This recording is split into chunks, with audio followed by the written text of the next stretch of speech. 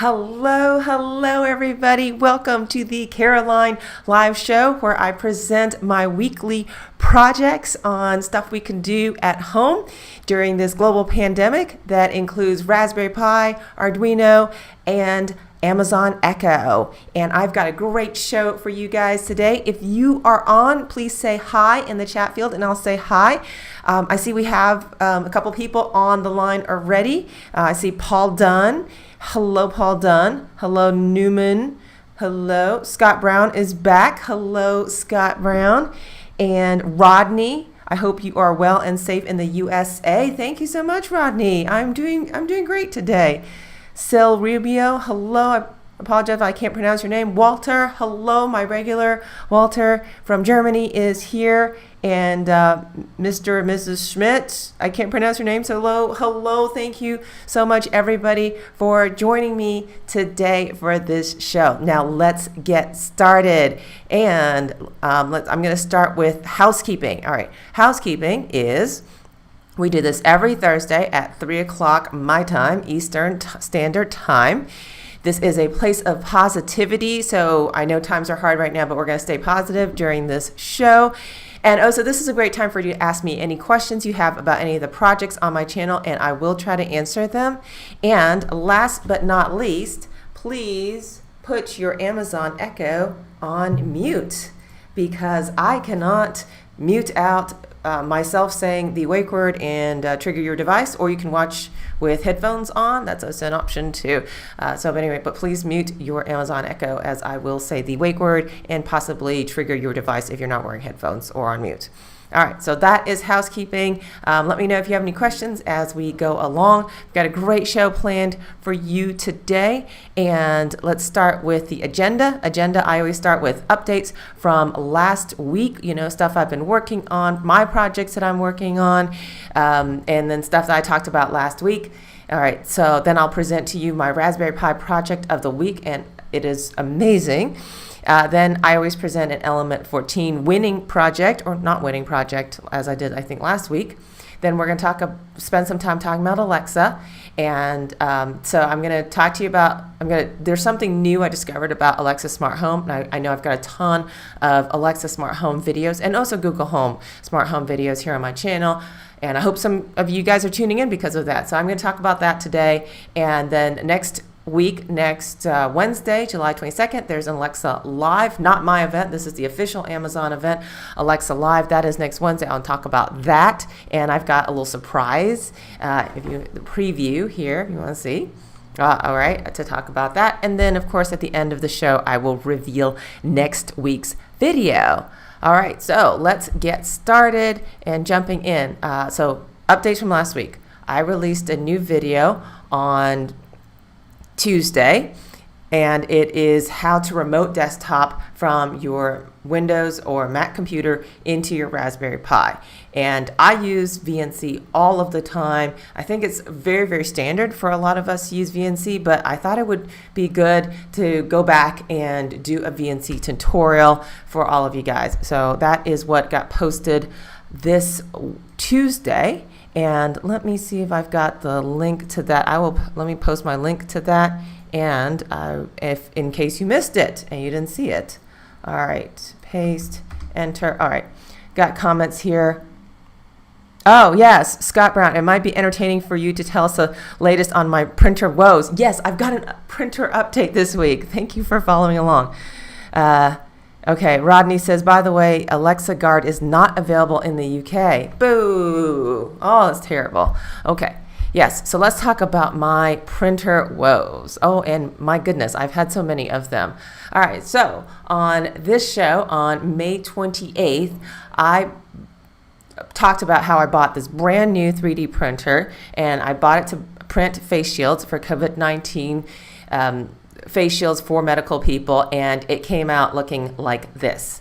Okay, this was terrible. It was all stringy, and there was no layer adhesion, and it was just terrible. All right, so May 28th, that I talked about that on this show.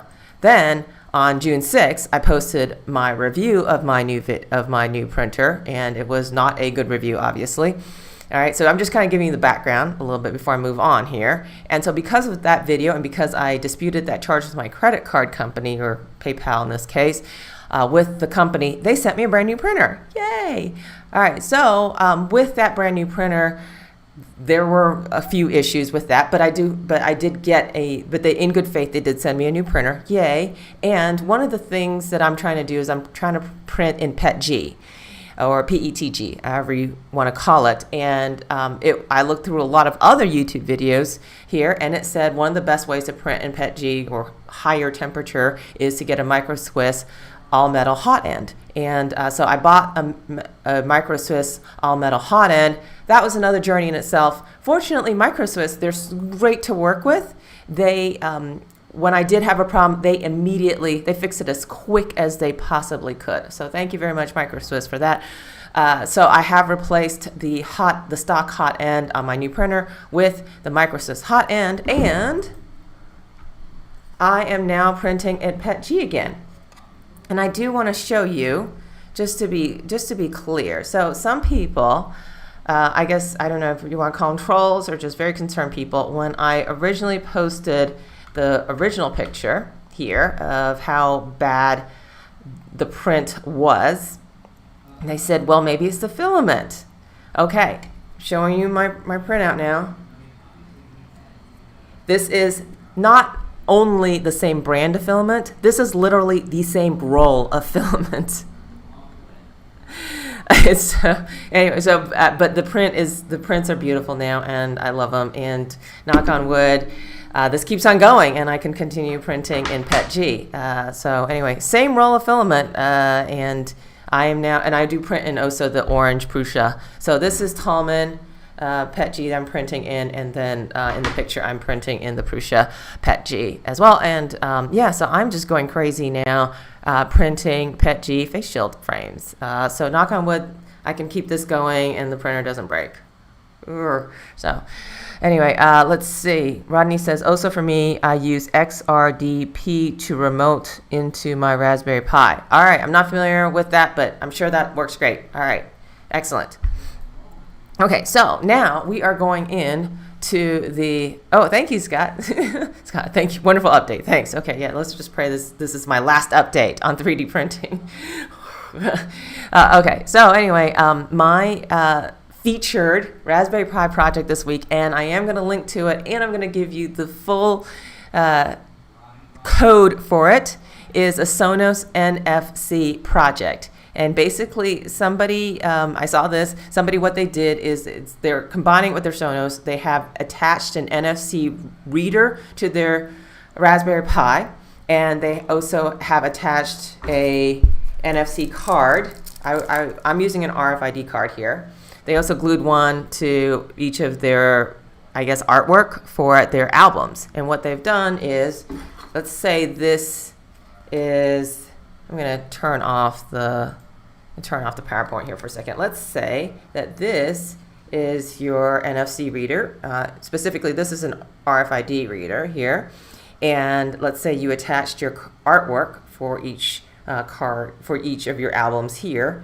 And when you touched it, then you, in a database in the background of your Raspberry Pi, you know that this card is attached to this album, and it tells you what album it is, and then it plays that album on your Sonos. How cool is that? That is an awesome project. And so let's jump into the code. And this is the code. All the code, I didn't write the code. This is not my project. This is somebody else's project. But I just thought this was such a great project. I wanted to feature it.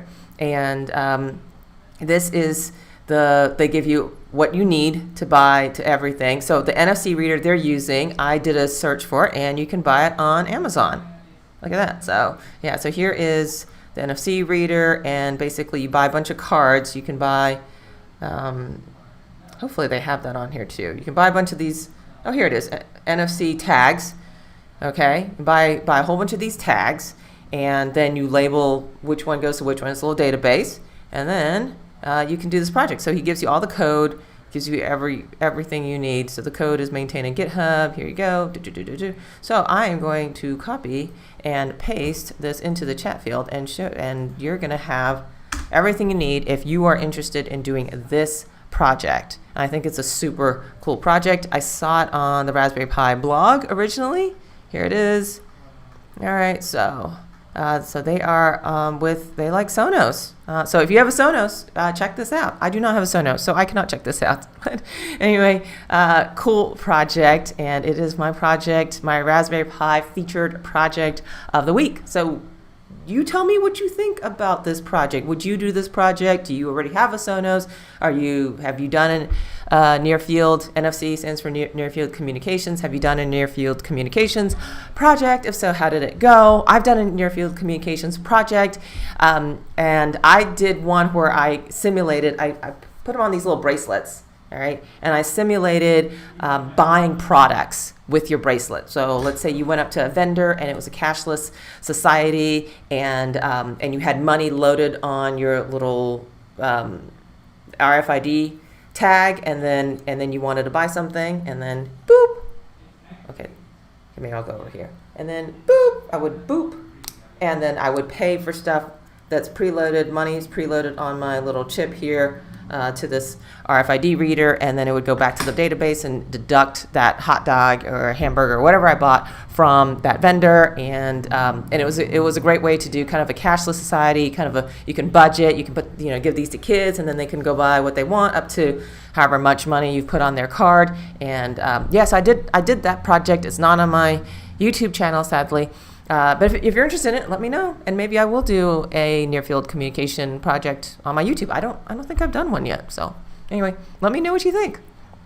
All right, moving on. Next is Element 14. I talked about Element 14 and this online film festival that they had a couple months ago. I am one of the top winners of this contest, so I'm thrilled to be one of the top 10 winners. And what I've decided to do is feature the other winners from this contest and show you their projects, because their projects are really, really interesting, and they work so hard on them, and they're so cool. So tell me what you think about this week's project.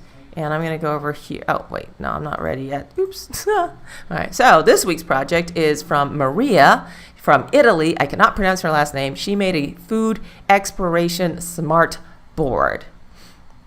And let's switch over to her project entry. And here's her project entry.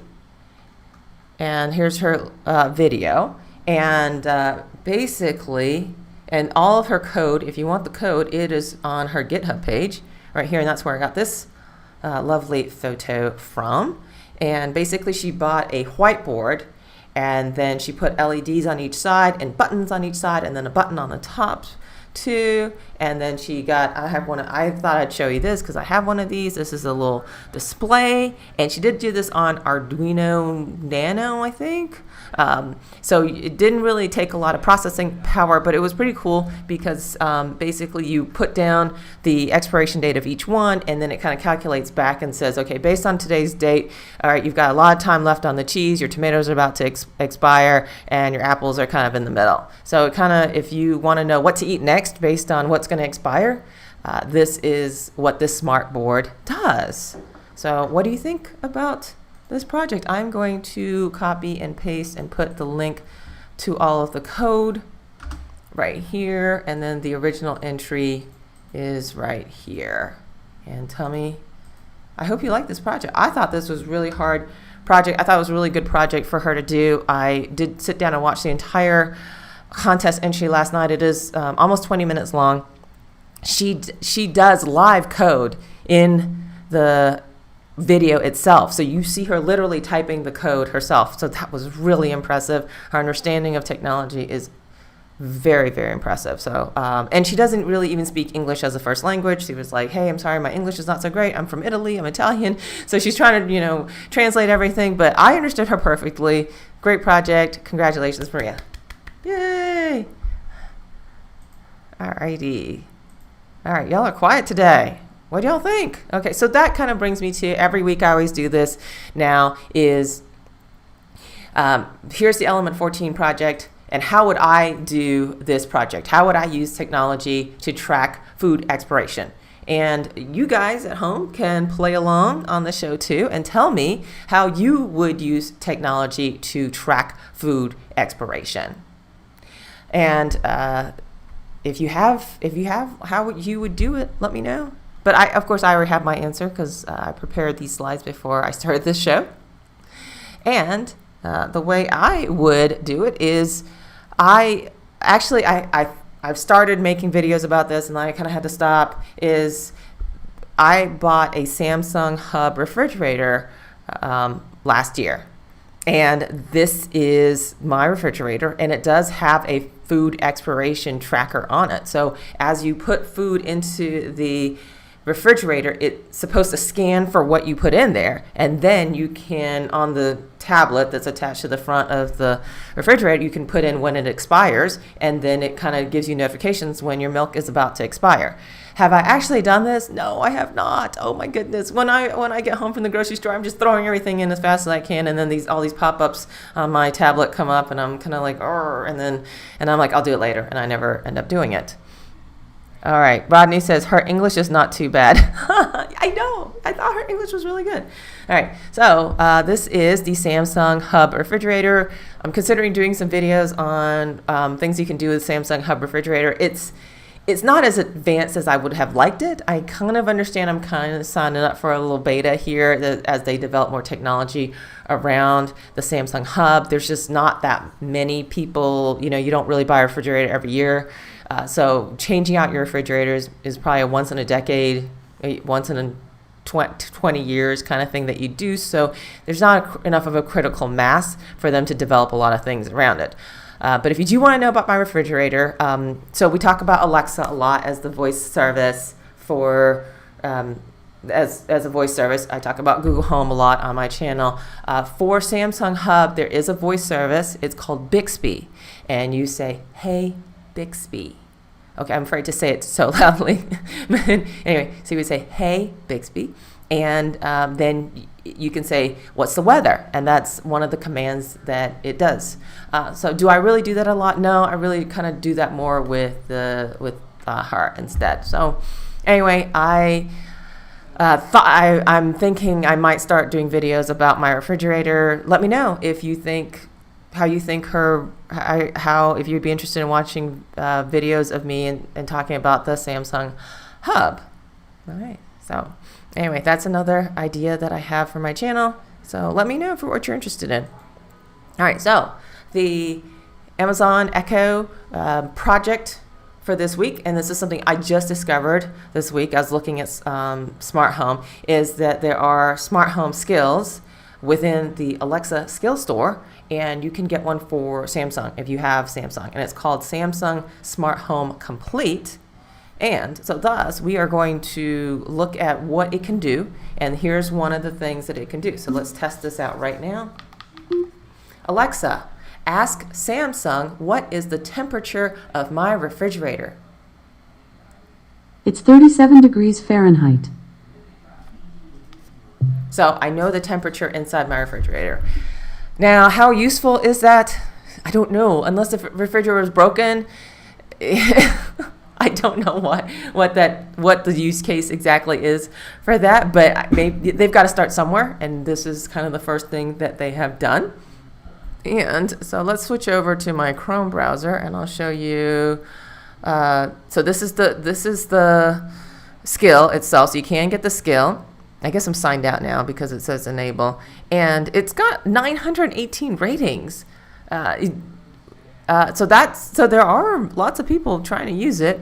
And just to kind of go over what it can do, you can start a robot vacuum. Now, I do not have a Samsung robot vacuum, so I cannot do this. And that'd be really noisy for me to do this on the show. You'd hear, that would not be fun. Washer and dryer, you can start and pause remaining time current status check. Now, that might be really useful. The washer dryer, unfortunately, I don't need a washer dryer right now, so I don't have the Samsung washer dryer, I don't think. Then there is the dishwasher. Tells Samsung to do the dishes. That might be pretty good. Refrigerator, that's what I have. You can start something called the power cool, turn off power freeze. I guess if you put a bunch of warm things in there, maybe that's what power cool is. All right. And then air conditioner. I use a Nest, and you know that because that's been on my channel for years right now. But I think you could tell your Samsung to cool it down. So I do that with a Nest every day, or pretty often. So anyway, that is pretty useful. So this is cool that it's one skill that can control your vacuum cleaner, your washer dryer, your dishwasher, your refrigerator, and your air conditioner. So I like that. That's pretty cool. Let me know if you're interested in me doing more videos around that, or what you guys think about that. But that's my little Alexa project little thing for this week. So check it out. All right. So next, let's talk about Alexa Live. Alexa Live is next Wednesday, July 22nd. It is free. It is put on by Amazon. It is legitimate. It's the real Amazon thing. It's not something somebody else, a third party, is doing or anything. They got 3 tracks: skill development, device development, development services. If you're busy next Wednesday and you can't do it, you still sign up for it, and then they'll send you all the videos on demand later on. And I will give you the link to sign up for it right now. And I do not make a commission off of this or anything, so don't think I'm doing this to promote Amazon. I'm not an employee of Amazon, okay? So, but I do want to tell you something about Alexa Live. So first of all, I did write a blog post on my LinkedIn page last year when we had Alexa Live 2019. All right, so let me give you that URL. So if you want to know how last year's went, I have, paste that in there. I have written all about it right here. All right, so now let's go back to the PowerPoint. As soon as I saw Alexa Live, July 20th, as soon as they opened registration for this, it's free, I went ahead and registered for it. And then a couple weeks ago, probably right before the show, one of these Thursdays, it said, we'll send you a work from home kit. Thanks for registering for Alexa Live. We'll send you a work from home kit. Guess what? It came in today. Well, actually yesterday. It came in yesterday, and I got a work from home kit from Amazon. Check this out. Let's see. I'll take off the PowerPoint. So, yeah, I got this work from home kit, and I bet you are wondering what is inside my work from home kit. So there is a baseball cap here. That was pretty cool. And then let's see, there's a mug. I got this beautiful mug. Now the only drawback about this mug is that the instructions say do not microwave. So I microwave my mugs every day. so I guess it's a coaster, and I'll hold it on this. Would be better if I hold it on this side. Can y'all see it better? Like this. I guess the bottom is a cork, and it's kind of a coaster and a mug all in one. So, but anyway, it's a beautiful mug. I'm super excited about this mug. And then I got a pair of glasses. Check this out. These are blue light glasses. All right, supposed to reduce, wear, from looking at my screen all day. And then I got some stickers. And yeah, this is the card. And it even came with a nice little card explaining Gear Up for Alexa Live 2020. And they said they were excited that I was one of the first people to register. And so it does pay sometimes to sign up for these things, because I got a free mug out of it. Woohoo! Yay! Okay. Anyway, so that is Alexa Live. So if you are interested in learning more about Alexa, and it's free from Amazon, check it out. All right. Newman says, okay. All right, very good. All right, so that brings me to the end of the show today. And I always reveal my next week's video, and this has been highly anticipated. I've worked on this project for over a month now, and it's my plant watering system. And it uses a Raspberry Pi and an Arduino and a water pump and a bonsai tree. So I hope you enjoyed it. It took me a really long time to do this. So I did experiment. This picture, there, if you look at this big black thing in here, there is a solar charger. I did experiment with to power the Raspberry Pi, I'm using a power bank charger. And I thought maybe it'd be better if I used a solar power bank charger, because it sits outside all day. I don't have electricity going outside of my patio. So I was thinking, what if it just charged itself up every day with a solar charger? Unfortunately, the solar charger I got, I think, was defective. I because it never charged back up again, and it depleted the battery within a few minutes. So I don't think it worked properly. Instead of trying the project over again with another solar charger, I just returned the solar charger, and I just plug it in every single day. And then Rodney says, "Ooh, cannot wait." Yes, me neither. Oh my gosh, I worked on this project forever. And then the reason I'm using a Raspberry Pi and an Arduino is because the code is on the Arduino. And what I'm doing is I use VNC, which is why I released the VNC video this Tuesday. I use VNC to go look at the desktop on my Raspberry Pi because I'm running the Arduino software on the Raspberry Pi. And that way I can look anytime I want to when I'm at home on my local Wi-Fi, and I can look through VNC to see what the level of moisture is on my bonsai tree. And then, so I've been adjusting it every day or every couple of days to make sure that my bonsai tree is adequately watered. So anyway, it just kind of prints out, okay, your moisture level is this at this point in time, and it says, okay, I didn't turn on the pump because it was below the threshold, and then otherwise it will turn on the pump for about 2 seconds at a time, and then so it just pumps a little bit of water out. It doesn't just do full on drenching of your bonsai tree, and it only does it once every 5 minutes too. So that way you're just kind of irrigating it a little bit versus just dumping a bunch of water on it. So anyway, but that is next week's video is my plant watering system. I can't wait for it either. Woo! So anyway, that is pretty much the show for this week. So thank you so much for joining. Any questions, comments? But otherwise, I'm just going to say thanks for watching. Come back next week, 3 o'clock Thursdays, or your time, whatever time it is, your time. And I will show you my favorite projects for Raspberry Pi, Arduino, and Amazon Echo. Thank you. Bye now. See you next week.